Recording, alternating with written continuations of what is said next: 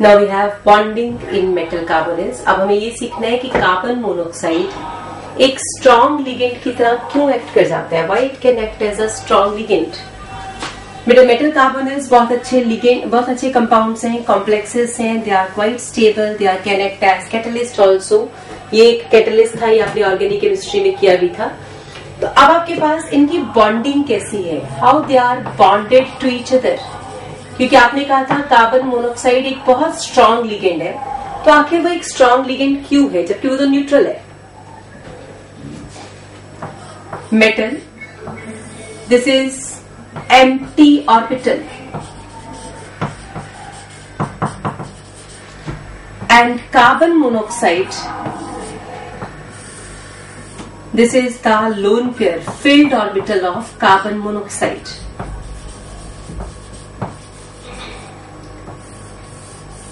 So initially we can say there is a bond from carbon monoxide towards metal. तो पहले carbon ने एक lone pair metal के साथ कोऑर्डिनेट किया, तो ये बना एक sigma bond, sigma coordinate bond.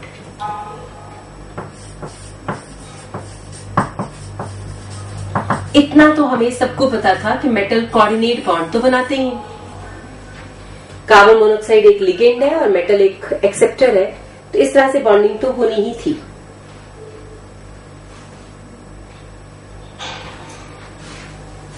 Now we have another situation, metal is having filled d orbital.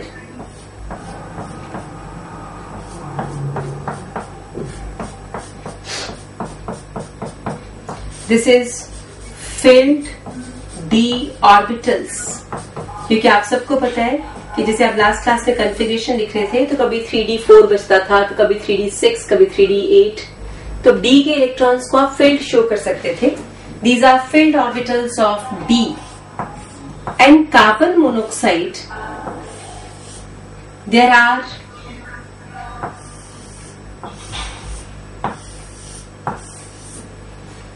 empty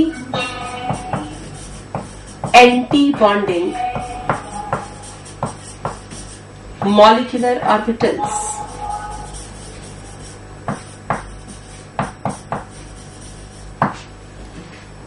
So carbon monoxide is going to have empty anti-bonding molecular orbitals.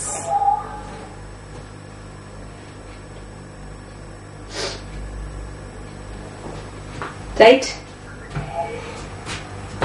इसके अलावा अभी हमने ड्रॉ किया, यहां पे क्या था, एक lone pair, this is our lone pair, और ये था एम्प्टी ऑर्बिटल जिसके बीच में हम कौन सा बॉन्ड बना चुके थे, sigma.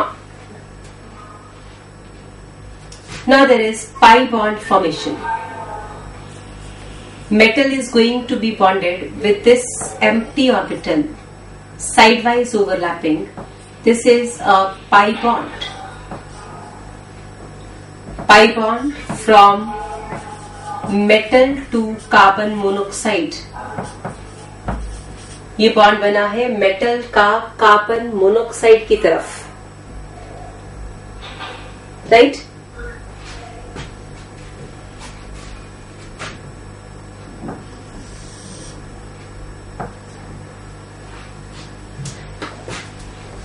It means bond is having some double character, dual double character.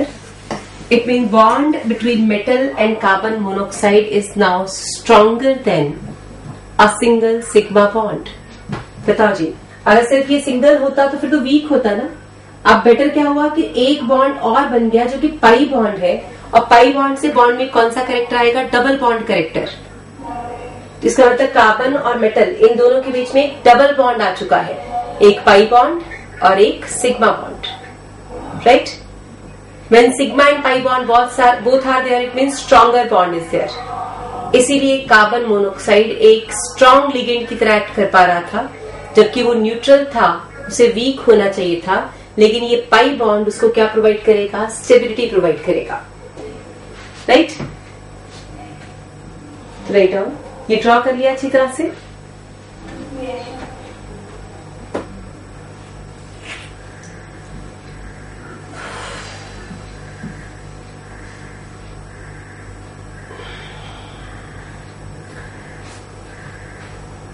In metal carbonyls,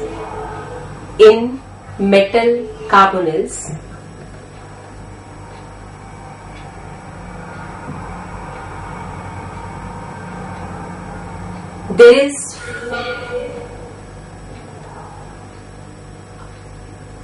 a synergic effect. There is a synergic effect. Synergic effect in the bonding. Synergic effect in the bonding.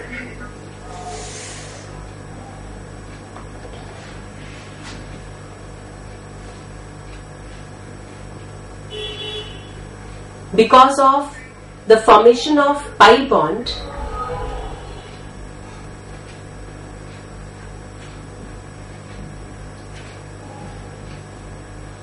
between metal to the ligand,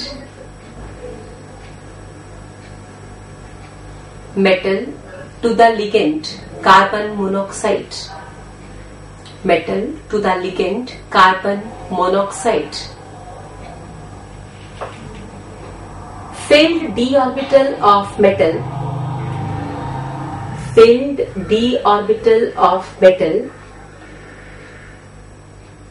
donate a pair of electrons.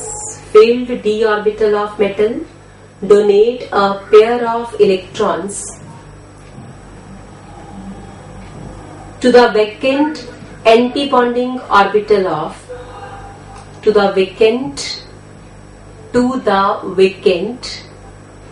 antibonding orbital of carbon monoxide. Bracket में लिखोगे molecular orbital theory. बेटा molecular orbital theory में कहते हैं ना bonding anti bonding orbitals. तो molecular orbital theory का कहना है कि कार्बन मोनोक्साइड में एंटी बॉन्डिंग वाले ऑर्बिटल्स खाली पड़े हुए हैं. जो एंटी बॉन्डिंग ऑर्बिटल्स मेटल के साथ वापस पाई बॉन्ड कर सकते हैं और इससे मेटल और कार्बन मोनोक्साइड का बॉन्ड एक साइनर्जिक इफेक्ट ले जाता है, स्ट्रॉन्गर हो जाता है. इसीलिए कार्बोनिल्स स्टेबल होते हैं. राइट. अगर आपको क्वेश्चन आया था why carbonyls are stable, why carbon monoxide is a strong ligand, why metal carbon monoxide bond is a strong bond, what is synergic effect, तो सबको आपको यही एक्सप्लेन करना है. ठीक है. Next point, carbon monoxide is called pi acid. It is also named as pi acid. इसको pi acid भी बोलते हैं. पाई एसिड क्यों बोला? क्योंकि इसने पाई ऑर्बिटल में इलेक्ट्रॉन वापस लिए. पाई ऑर्बिटल में ये इलेक्ट्रॉन ले रहा है और इलेक्ट्रॉन लेने वाला एसिड होता है. Electron pair donor is a base. Electron लेने वाला क्या हुआ? एसिड. तो carbon monoxide itself is a ligand. Carbon monoxide is a Lewis base but a pi acid. Pi acid किस में है? वो मेटल कार्बोनिल्स में.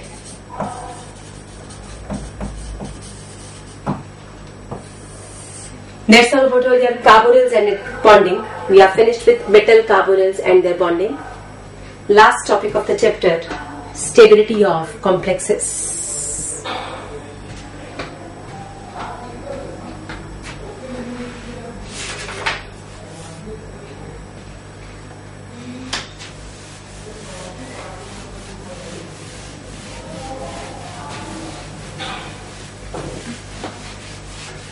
Stability of complexes. अब हमें ये करना है कि जितने भी कॉम्प्लेक्सेस हमने किए उनकी स्टेबिलिटी हम डिफाइन कैसे कर सकते हैं. How we can explain the stability. बेटा metal, if you have any metal bonded to a ligand, तो हमें बताए कि M plus L, we should get ML. ML will again get with L, we get ML2. ML2 again combined with L, we get ML3. Because reactions are always step by step. तो equilibrium का concept ये कहता है कि in this way we have step by step formation of a complex. Ml4, then it is Ml5 plus L. Ml5 plus L, it will be Ml6. तो ऐसे कहीं जाके कोई कॉम्प्लेक्स बनता है, स्टेप बाय स्टेप एक एक करके लिगेंड ऐड होते जाते हैं और कॉम्प्लेक्स बनते जाते हैं. Equilibrium constant K1 becomes concentration of product divided by concentration of reactant. Is it clear? ऐसे लिखते थे. ऐसे अगर हम इन सब रिएक्शंस के कांस्टेंट लिखते तो ये K1 बनता.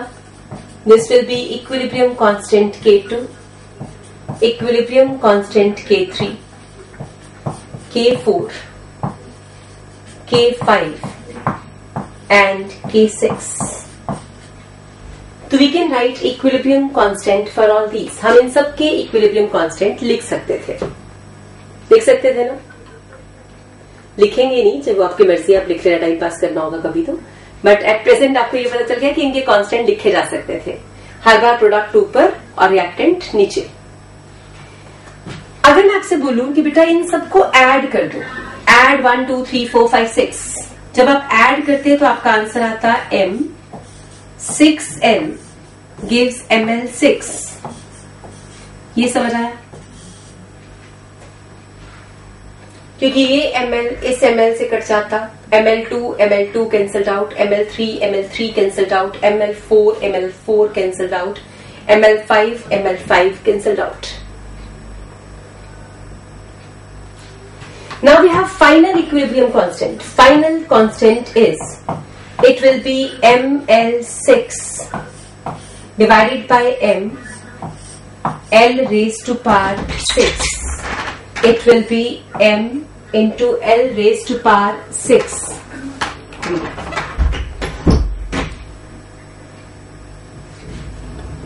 And this final constant K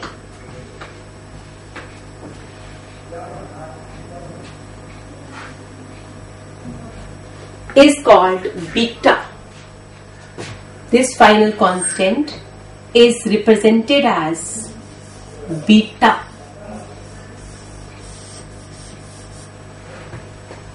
This is called beta. Beta इसका नाम रखा गया. Can you tell me कि beta is equal to K1 into K2 into K3 into K4 into K5 into K6. Is it clear? जब reactions को add करते हैं तो इक्विलिब्रियम कांस्टेंट मल्टीप्लाई हो जाते हैं. जब रिएक्शंस को ऐड करते हैं तो इक्विलिब्रियम कांस्टेंट्स मल्टीप्लाई हो जाते हैं. क्योंकि मैंने 6 रिएक्शंस को ऐड किया तो I can write it beta 6. अगर मैंने 4 रिएक्शंस को ऐड किया होता तो मैं इसको लिखती बीटा 4. ठीक है. बीटा 6 का मतलब है हमने 6 रिएक्शंस को ऐड करके इसे बनाया था. This beta is called stability constant of the complex. This is called stability constant of complex. That means more is the value of beta, more is value of beta 6, stable is the complex.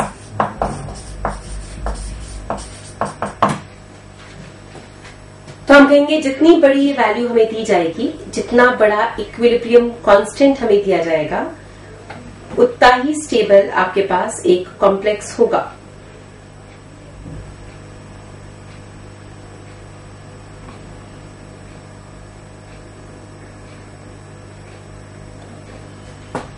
This constant is also named as formation constant. क्योंकि complex आप बना रहे थे, this is also called formation constant of complex. दोनों इसी के नाम है, स्टेबिलिटी कांस्टेंट और formation constant. Now dissociation constant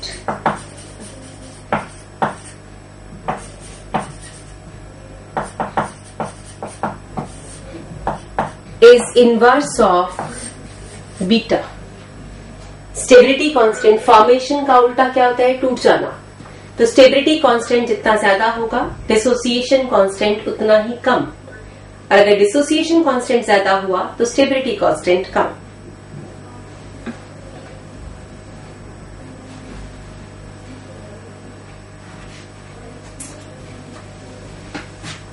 For example, if beta 4 is 2.1 10 raised to power 13, what is dissociation constant of this complex? निकाल सकते हो?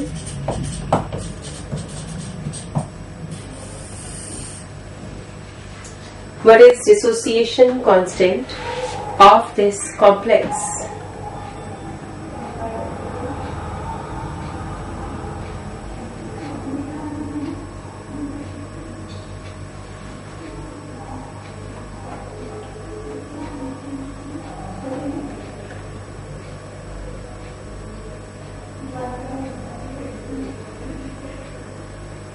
वन बाय दिस वैल्यू कर लोगे? तो ये आपके पास था पहला पॉइंट कि हम स्टेबिलिटी कांस्टेंट से किसी कॉम्प्लेक्स की स्टेबिलिटी जज कर सकते हैं। Can you guess? बीटा 4 का मतलब था कि 4 लिगेंड्स वाला कॉम्प्लेक्स हुआ होगा। ये समझ पा रहे हो? बीटा 4 का मतलब है लिगेंड्स 4 थे। बीटा 6 का मतलब है लिगेंड 6 थे। ठीक है। Second point, strong ligand form stable complexes। आपने याद रखना है कि जितने strong ligands हैं वो stable complexes बनाते हैं। Next point, chelating ligands form stable complexes।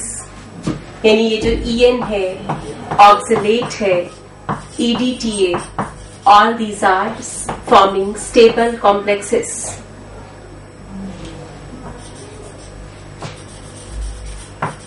More is charge on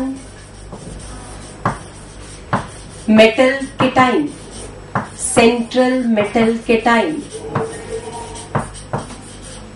More is the stability of complex.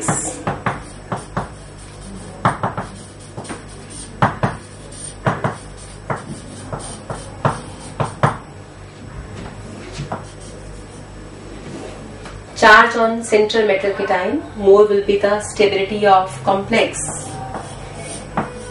Metal should be small with more charge and empty orbitals. Stable complexes are formed.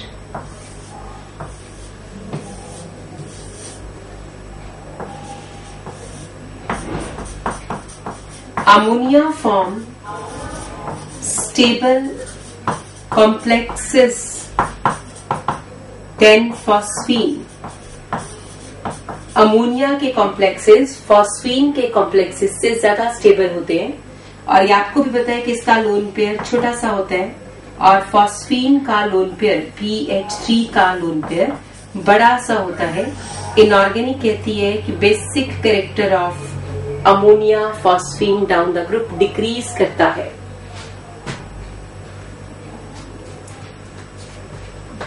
Right, that's all about your topic coordination compounds we are finished with. Now we have, बेटा NCERT में एक last topic दिया हुआ है, importance and application of coordination compounds. NCERT, there is last page of the chapter 256, it is importance and applications of coordination compounds। जैसे आज मैंने आपको बताया सिस्प्लेटिन एक कॉम्प्लेक्स है जो कैंसर ट्रीटमेंट में यूज होता है। राइट, तो ये एक एप्लीकेशन है उसकी। ऐसे ही बायोलॉजिकल सिस्टम में आपको पता है हीमोग्लोबिन क्या है? आयरन का एक कॉम्प्लेक्स है। राइट, ऐसे ही आपके पास क्लोरोफिल क्या है? क्लोरोफिल एक मैग्नीशियम का कॉम्प्लेक्स है। देखो पूरी दुनिया 2 कॉम्प्लेक्सेस से चल रही है, एक ब्लड और एक क्लोरोफिल। ना प्लांट्स होते, ना हम होते, ना हम होते, ना प्लांट्स होते, दोनों ही खत्म। ठीक है, तो क्लोरोफिल जो है वो प्लांट्स में है और वो एक कोऑर्डिनेशन कंपाउंड है, और हीमोग्लोबिन हमारी बॉडी में है या एनिमल्स में होता है तो it is a complex of iron. तो ये बायोलॉजिकल वर्ल्ड में इसका यूज था। इसके अलावा विटामिन कोबालामीन जिसे आप कहते हो, विटामिन B12, वो भी एक कॉम्प्लेक्स है, coordination complex of cobalt, right. बहुत सारे विटामिन, बहुत सारे स्ट्रक्चर्स कॉम्प्लेक्स हैं, कोऑर्डिनेशन वाले हैं, तो ये उसका एक इंपॉर्टेंट यूज है। अदर देन दिस, आपने किया मॉन्ड प्रोसेस में हम कॉम्प्लेक्सेस यूज करते हैं। अगर आपको थोड़ा सा याद रहे, और याद होगा भी शायद, जब हमने सिल्वर की मेटलर्जी की थी तो मैंने कहा था सिल्वर पहले साइनाइड के साथ कॉम्प्लेक्स बनाएगा और फिर सिल्वर को हम जिंक से रिप्लेस कर देंगे तो सिल्वर मेटल से बाहर आ जाएगा। AgCN ट्वाइस बनाते थे और फिर ZnCN4, तो वहां पे भी हमने कॉम्प्लेक्स यूज किए थे, राइट। तो यहाँ पे एक लिस्ट ऑफ नोट्स दे रखे, 7-8 पॉइंट्स हैं आपके पास। ऑलमोस्ट सारे पॉइंट्स आपने कर रखे हैं, जैसे कि कैटलिस्ट में आपके पास दिया हुआ है देयर इज विल्किंसन्स कैटलिस्ट, रोडियम का एक कॉम्प्लेक्स है जो कि विल्किंसन्स कैटलिस्ट है, या फिर dicobalt octacarbonyl, there is again a complex which is used in catalytic chemistry. तो अब आपका होमवर्क है, आपने ये सारी एप्लीकेशंस पढ़ के आनी है और नोट्स बना लेने। अभी लास्ट पेज पे ये लिखते जाना है कि this complex is used in this case, this complex is used in this case, so that अगर आपको ऑब्जेक्टिव क्वेश्चन में ये पूछा जाए कि which is the chlorophyll is a complex of, तो आपको बताना चाहिए इट्स मैग्नीशियम, ठीक है। Haemoglobin is a complex of iron. तो you must know the applications of coordination compounds. ये छोटा सा होमवर्क आपको दिया है, नोट कर लिया सबने। आपने importance and applications of coordination compounds पढ़ के आनी है, समझ के आनी है। वहां पे अलग अलग हेडिंग बन जाएंगे, जैसे मेडिसिनल साइंस में कहाँ यूज करते हैं, तो वहां पे लिखा होगा सिस्प्लेटिन, ठीक है, एक एग्जाम्पल आपको मिल जाएगा। वैसे बायोलॉजिकल केमिस्ट्री में वैसे ही आपके पास होगा, एनालिटिकल केमिस्ट्री में टेस्ट करते हैं तब भी हम यूज करते हैं, जैसे लेक टेस्ट ऑफ एल्यूमिनियम, तो वहां पे भी कॉम्प्लेक्स बनता है, ठीक है। कॉपर का टेस्ट किया था कि copper deep blue colouration show करता है अमोनिया के साथ, वहां पे भी कॉम्प्लेक्स बनाया था आपने। तो दीज आर वेरियस एप्लीकेशंस, इनको एक बार पढ़ लेना। With this we are finished with coordination compounds. अब आप ट्यूसडे की क्लास के लिए क्या पढ़ के आओगे? NCERT, aldehydes and ketones, right, and alcohol phenol ethers के ऑब्जेक्टिव क्वेश्चंस, ठीक है। ये 2 टॉपिक आपका होमवर्क है, तो ये करके आना है आपने, और वो डिस्कस करने के बाद आगे हम कोऑर्डिनेशन के क्वेश्चंस करेंगे। ओके जी, थैंक यू बेटा, थैंक्स फॉर द क्लास। अब आपकी फिजिक्स की क्लास है, 5 मिनट के सिस्टम्स ऑफ मत करना।